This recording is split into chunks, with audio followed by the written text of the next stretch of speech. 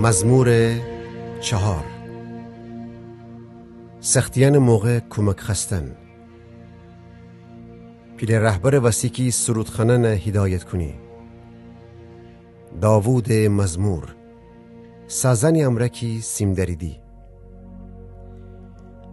ای خدایی که می حق فگیری، او وقت که ترد دخنم به می داد فرس. گرفتاری جمره آزاد کدی، مره لطف کنو می دعای گوش بدن. ای انسان زکن، تا که می عزت ذلت و خاری بی سابیه. تا کی باطل کاران دوست داریدی و دغل و دروغ دنبال ایسیدی. بسی بدنید که خداوند خود شره مؤمن آدمان از سیوا بکوده.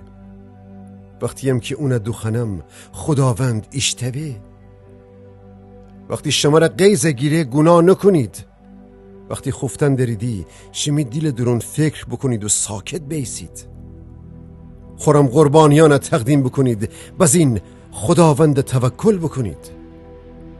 خیلی انگیدی کیسه کی امره خوبی بکنه. خداوند تی دیم نور امره دتون. تو شادی همی دیل درونی بنی. بیشتر جه او وقتانی که گندم و تازه شراب او شنری زیاده به.